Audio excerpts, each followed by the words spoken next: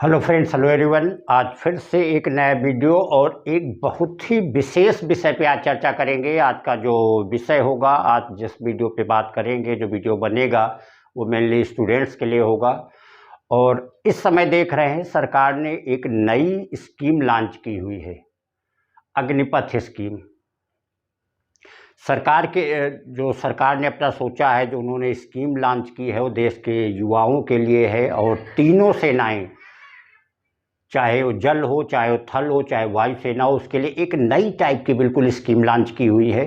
तो आज पहले उसकी बात करेंगे, जिससे जो हमारे स्टूडेंट्स हैं, जो नए युवा हैं, जो भी लोग वीडियो देखेंगे, जिनको इनकी ज़रूरत है, वो लोग इसका फ़ायदा उठा सकें। तो पहले उस चीज़ के विषय में जाना जाए और फिर उसके बाद जो लास्ट की बात करेंगे। तो जो भी लोग वीडियो देख रहे हैं उसको बिना स्किप किए हुए लास्ट में ज़रूर देखेगा। देख रहे हैं इस समय देश में जो हिंसा हो रही है, देश के जो युवा हैं भड़क रहे हैं, तो कितना सही है कितना गलत है वो आज हम अपने अकॉर्डिंग बताएंगे। एक उसकी प्रॉपर वे में एनालिसिस कि ये भड़कना सही है गलत है, होना चाहिए नहीं होना चाहिए, एक पक्ष और निरपक्ष से उससे अलग उस चीज़ के एक एनालिसिस करेंगे। तो पहले उस स्कीम की बात किया जाए। अभी तक जो देश की मिलिट्री की सेवाएं थी, तीनों सेनाएं की जो थी, वो एक अलग अलग, जो ये पहली पोस्ट जो हमारी हवलदार की होती थी उसके अकॉर्डिंग होती थी, फिर ऑफिसर्स की होती थी। हवलदार की मेनली 20 ईयर्स, उससे ऊपर जैसे जैसे जाते गए तो उसके ऊपर और पोस्ट और उसकी एज भी बढ़ती जाती थी। सरकार ने उसको मॉडिफाई करके नई स्कीम लॉन्च की है, उसी को कहा है अग्निपथ स्कीम। और अग्निपथ पे जो युवा, जो भी वहाँ पे सैनिक सेलेक्ट होके जाएंगे, वो अग्निवीर कहलाएंगे। उसके तहत एक चीज़ बनाई गई है कि ये जो सिलेक्शन होगा ये 4 साल के लिए होगा। 4 साल वहाँ जा करके उसमें 6 महीने की ट्रेनिंग होगी, 6 मंथ की ट्रेनिंग दी जाएगी। और उस ट्रेनिंग के बाद फिर जो सबसे सही होंगे, सबसे सटीक होंगे, सबसे प्रॉपर होंगे, 25% को रेगुलर कर दिया जाएगा और उसके नीचे वालों को घर भेज दिया जाएगा वापस। तो उस स्कीम के तहत क्या क्या बनाया गया है, ज़रा उसकी बात किया जाए। देखिए, 4 साल में जब हमारा फर्स्ट ईयर होगा,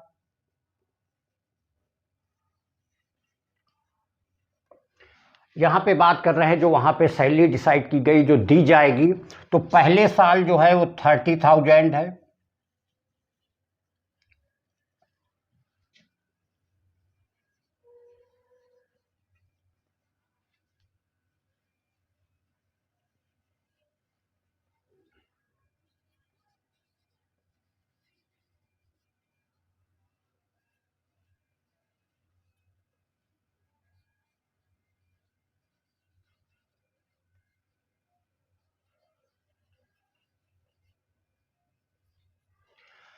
ये सैलरी के स्लैब बनाए गए हैं। 6 महीने की ट्रेनिंग होने के बावजूद भी आपको फर्स्ट ईयर में 30,000, सेकेंड ईयर में 33,000, थर्ड ईयर में 36,500 रुपये और फोर्थ ईयर में 40,000 दिए जाएंगे।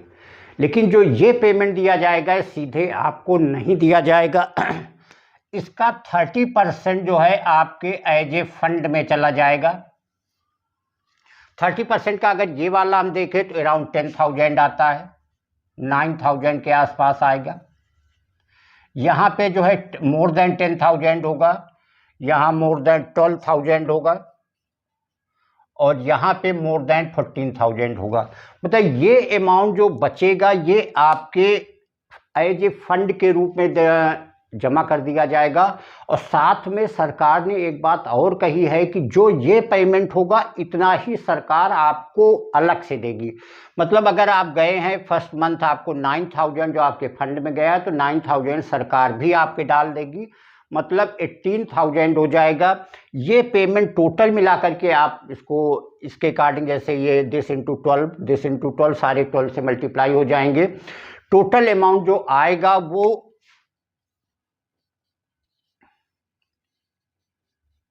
इतने लाख रुपए जाकर बनेगा, 11.7 लाख रुपए जाकर के बनेगा।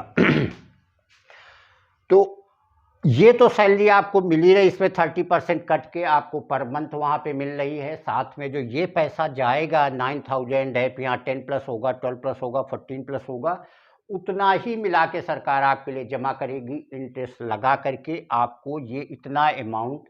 जब अगर आप 4 साल में रेगुलर नहीं हो पा रहे, सरकार आपको घर बैक कर रही है, तो 11.7 लाख रुपए एज ए फंड अमाउंट आपको दिया जाएगा। साथ में हर चीज़ की सुविधाएं, वहाँ एक मेडिकल सुविधा छोड़ करके सारी सुविधाएं आपको वहाँ पे दी जाएंगी। हर चीज़ वहाँ पे आपको जो मेडिकल की अवेलेबल है वो अवेलेबल होगी। जो एज लिमिट यहाँ बनाई गई है वो एज लिमिट जो है 17.5 ईयर्स टू 23 कर दी गई है। सरकार ने जो एज की लिमिट रखी है वो 17.5 ईयर्स से लेकर 23 ईयर्स के बीच में रखी। वैसे पहले जब ये 14 जून को स्कीम लॉन्च हुई थी उस समय 21 ईयर्स थी, लेकिन इतने ज़्यादा दंगे, इतनी सारी चीज़ें हुई हैं, उसके तहत जो स्कीम बनी है 27.5 ईयर्स टू 23 ईयर्स के लिए की गई है। साथ में आपको जब आप वहाँ से अगर 75% में आ रहे हैं, 75% में अगर बाहर हो रहे हैं, तो आपको बहुत सारी जगह पुलिस में, सारी चीज़ों में, जो भी सेना से रिलेटेड चीज़ें होंगी वहाँ पे आपको रिजर्वेशन दिया जाएगा। वहाँ के लिए आपकी तो सीटें रिजर्व होंगी। मीन्स ये आपको अलग से एक फैसिलिटी दी गई है। ये जो स्कीम है 17.5 ईयर्स टू 23 ईयर्स की दी गई है। यहाँ का जो क्वालिफिकेशन है वो high school to inter, high school हो या आप इंटर हो। एक चीज़ और दी गई है, वहाँ पे एक एजुकेशन की भी फैसिलिटी आपको दी गई है। अगर आप हाई स्कूल पास करके गए हैं तो वहाँ पे आप एक साइड में कोर्स भी कर सकते हैं जिसमें आपको इंटरमीडिएट की डिग्री भी दी जाएगी। मतलब आप सर्विस एज ए सर्विस कर रहे होंगे 4 साल की, 4 साल की सर्विस में आपको पेमेंट मिल रहा होगा। पेमेंट के साथ जो फैसिलिटी है वो दी जा रही होंगी। साथ में ये आपका फंड अमाउंट डिपॉजिट हो रहा होगा, और उसके साथ अगर आप हाई स्कूल पास हैं तो आप इंटर की डिग्री भी ले रहे होंगे। अगर आप इंटर पास करके गए हुए हैं तो वहाँ पे और डिप्लोमा की डिग्री, टेक्निकल डिग्री की व्यवस्था अवेलेबल होगी। अगर आप में वो क्षमता है तो आप वो डिग्रियाँ भी ले सकते हैं।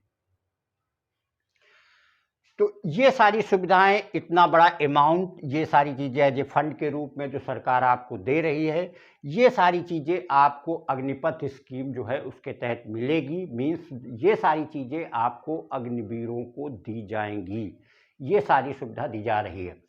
अब जरा इसके उल्टा एक चीज़ देखी जाए, एज लिमिट जो 17.5 ईयर्स टू 23 ईयर्स रखी है। अब जरा प्रैक्टिकल लाइफ में देखिए कि 17 टू 18 ईयर्स में कौन सा लड़का इतना सक्षम हो जाता है जो इन चीज़ों को हासिल करने के काबिल बन जाएगा। आपको वहाँ पे पेमेंट दिया जा रहा है, आप सर्विस पे जा रहे हैं। अगर आपका काम अच्छा रहा तो आप वहाँ रेगुलर कर दिए जाएंगे, आप आगे की फुल सर्विस के लिए एलिजिबल होंगे। आपको मेडिकल छोड़ करके सारी मिलिट्री की जो फोर्स की सुविधाएं, ये तीनों डिपार्टमेंट पे चीज़ होगी, चाहे वो मिलिट्री का हो, चाहे एयरफोर्स का हो, चाहे नेवी का हो, वहाँ सारी चीज़ें आपको सुविधाएँ दी जाएंगी। जब अगर आप 75% पे रह जा रहे हैं, मीन्स बाहर किए जा रहे हैं, तो 11.7 लाख रुपए दिया जा रहा है। साथ में आप जो अदर सर्विसेज हैं, खासकर जो मिलिट्री पुलिस से रिलेटेड सर्विसेज हैं, वहाँ पे आपको रिजर्वेशन दिया जा रहा है, वहाँ पे आपको छूट दी जा रही है। इस सर्विस के साथ आपको आगे की पढ़ाई की भी सुविधाएं दी जा रही हैं। एक चीज़ की बात यहाँ और करेंगे, साथ में वहाँ इंश्योरेंस की सुविधाएं हैं। कहने का मतलब है 1 करोड़ का इंश्योरेंस है। अगर आपको सर्विस के दौरान कहीं किसी कारण से अगर आपकी डेथ हो जा रही है तो 1 करोड़ रुपए आपको दिया जाएगा। अब मान लीजिए डेथ की बात न की जाए, डिसेबल की बात किया जाए, किसी तरीके से आप अपंग हो जा रहे हैं, तो अगर आप पूरी तरीके से डिसेबल हुए जा रहे हैं, पूरी तरीके से अब आप कुछ नहीं कर सकते हैं, तो आपको अराउंड 44 लाख रुपए आपको इंश्योरेंस के रूप में दिए जाएंगे। वो अमाउंट आपको मिलेगा। अगर आप 50% डिसेबल हो रहे हैं, अपाहिज हो रहे हैं, तो आपको 25 लाख रुपए इंश्योरेंस का दिया जाएगा। और अगर आप 30 से 40% डिसेबल हो रहे हैं, मीन्स कहीं पे ज़्यादा चोट आ गई, आपका हाथ खराब हो गया, आपका पैर खराब हो गया, ऐसी कोई प्रॉब्लम है, तो ऐसे केस में आपको 15 लाख रुपए दिए जा रहे हैं। और ये सबसे बड़ी चीज़ है कि नॉन पेएबल है। इसके लिए, इस इंश्योरेंस के लिए आपको कोई भी पैसा देने की ज़रूरत नहीं है। ये आपका फ्री ऑफ कास्ट इंश्योरेंस होगा। मतलब अगर ऐसी घटनाएं आपके साथ घटित हो जा रही हैं तो ये सुविधा आपको प्लस के रूप में दी जाएगी। मतलब अगर आप पूरी तरीके से डेथ हो जा रहे हैं तो 1 करोड़, अगर आप पूरी तरीके से डिसेबल हो रहे हैं तो 44 लाख, 25 लाख, और ये 75% पे है, और ये 30 to 40% पे साथ में ये सुविधा आपको दी जा रही है। अब इस स्कीम के बाद जो अगर बात किया जाए, जिसकी बात अभी हमने की थी, कि अगर 17 to 18 ईयर्स में कौन लड़का इस लायक हो जाता है कि सर्विस के लिए जाएगा। जनरल तौर पे आप देखते हैं कि अगर आप बीटेक करने जाते हैं, क्या आप आईआईटी में जा रहे हैं तो क्या आपके लिए वहाँ पे सर्विस रिजर्व है? आप अपनी काबिलियत से ही पाएंगे। अगर आईटी में जाने के बाद अगर आप डिग्री ले लेते, पूरी तरीके से काबिल नहीं होते हैं, तो कोई जॉब की गारंटी नहीं, आप बेरोजगार हो सकते हैं। किसी भी इंजीनियरिंग जाते हैं, कोई डिप्लोमा लेते, कुछ भी करते हैं, तो आपको एक भी पैसा मिलने वाला नहीं, और कम से कम 15 से 20 लाख रुपए आप वहाँ पे लगाएंगे।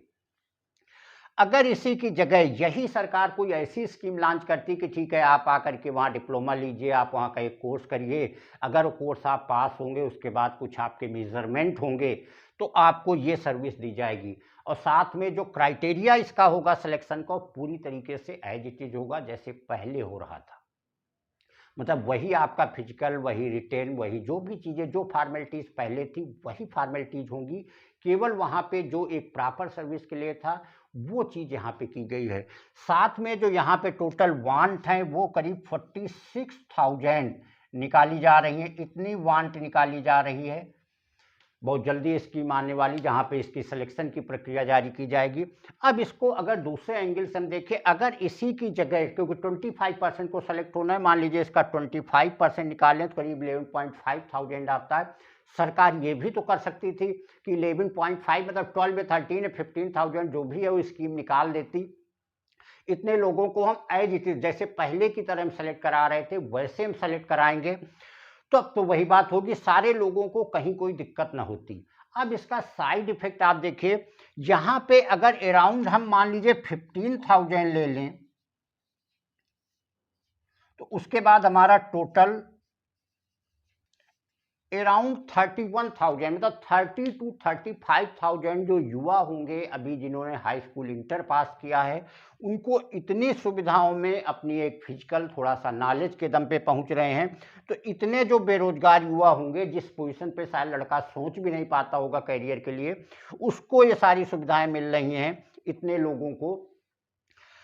तो किस लेवल पे हो सकता है? एक ड्रॉबैक की बात किया जाए जिसके लिए आजकल पूरे देश में चल रहा है, खासकर बिहार में काफ़ी ज़्यादा है, उन युवाओं का कहना है, क्योंकि 2 साल से कोरोना के चक्कर में कोई भी सिलेक्शन नहीं कराए गए, कोई भी इसकी भर्तियां नहीं कराई गई, जिसकी वजह से लोगों के कुछ युवा हैं जो ओवर एज हो गए हैं। अब कहीं पे कोई स्कीम होती है, आप उसका साइड में देखिए, जो लोग मल्टीनेशनल कंपनी, बड़ी बड़ी कंपनियों में काम कर रहे थे, बड़े बड़े पैकेज पे काम कर रहे थे, वो अगर आज बाहर हो गए हैं, उनको कोरोना चक्कर में बाहर हो गए, तो वो क्या करेंगे? वो कौन सी तोड़फोड़ करेंगे? कहाँ आत्महत्या जाके करेंगे? दूसरा इसका साइड इफेक्ट देखिए, सबसे बड़ी चीज क्या होगी कि 4 साल की प्रक्रिया होगी। 46,000 जो एक बेरोजगार बिल्कुल युवा होंगे, उनको जाके एक रोजगार मिल रहा है, अपना एक काम मिल रहा है 4 साल के लिए। 4 साल में 25% को तो रेगुलर होना ही होना है। साथ में जब ये प्रक्रिया में 4 साल बाद इतने इसके 75% जब बाहर हो जाएंगे, तो नए सिरे से फिर से भर्तियां निकाली जाएंगी और फिर से लोग सेलेक्ट होंगे। तो कितने बड़े अमाउंट में आप ये मान चले, जिसके अभी हमने बात किया था, मान लीजिए 10 to 15 को रेगुलर भर्ती के प्रोसेस में भेजा जाता, तो केवल वही लोग जाकर के यहाँ सेलेक्ट होते, सर्विस में होते, रिमेनिंग जो 30 से 35,000 हैं, ये जीरो ही होते। इनको कोई ना कोई व्यवस्था होती, ना कुछ कर पाते, ना कोई पेमेंट। सभी लोग जानते हैं कि आज के टाइम में कितने युवा जो हैं एमएससी, एमटेक, पीएचडी किए हुए बेरोजगार हैं, 10,000, 15,000, 20,000 की नौकरी ढूंढ रहे हैं। आपकी स्टार्टिंग 30,000 से हो रही है। आज के टाइम में बीटेक करके लड़का निकलता है, 15 से 20 लाख उसके ऊपर खर्चा आता है, उसके बावजूद जाकर के वो 30,000 में बंगलौर, गोवा, नोएडा वहां जाकर के वो सर्विस करता है 2, 3, 4 साल, जहां शायद उसका एक्सपेंस भी पूरी तरीके से पूरा नहीं हो पाता है, वहां पे जाके वो सर्विस करता है। उसको वो सुविधा आपको 17 ईयर्स में ही दी जा रही है। अब जो लोग एज की बात कर रहे हैं कि हम 2 साल से कोई सिलेक्शन नहीं हुआ है, कई लोग ये बोल रहे हैं कि आधे सिलेक्शन की प्रक्रिया पूरी हो गई थी, हम पूरी तरीके से नहीं हो पाए हैं, तो उनके लिए ड्रॉबैक, कहीं पे कोई स्कीम चेंज होती तो वो तो कुछ ना कुछ लोगों को तो सफ़र करना ही पड़ता है। साथ में अगर कुछ आप नहीं कर पाएंगे, जो लोग ये कह रहे हैं, देश के लिए कह रहे हैं कि हम उसके बाद बेरोजगार हो जाएंगे, कुछ नहीं होगा, तो आपको अराउंड 12 लाख का जो अमाउंट दिया जा रहा, नहीं कुछ अगर आप कर पाएंगे तो आप एक अपना बिजनेस स्टार्ट कर सकते हैं। साथ में और एक चीज़ बता दें कि आपको अराउंड 18 लाख का बैंक लोन की भी बात कर रही है, आपके बेस पे 18 लाख के लोन की भी वो बात कर रही है। दूसरा मुद्दा जो ये उठा रहे हैं, साथ में पेंशन की बात कर रहे हैं कि मिलिट्री में जाएंगे, देश की सेवा करेंगे, एयरफोर्स में होंगे, नेवी में होंगे, हमको पेंशन क्यों नहीं दी जा रही। तो उसके साइड में ये चीज़ आप क्यों नहीं देख रहे हैं कि 30 से 35,000 हर 2 साल 3 साल में इतने और ज़्यादा युवा जाकर के सर्विस में होंगे और ज़्यादा से ज़्यादा एम्प्लॉय होंगे, जो कि एक सेल्फ डिपेंडेंट बनेंगे। ये अमाउंट तो आपको मिलना ही मिलना है। साथ में ये सारी चीज़ें भी तो आपके लिए अवेलेबल हैं।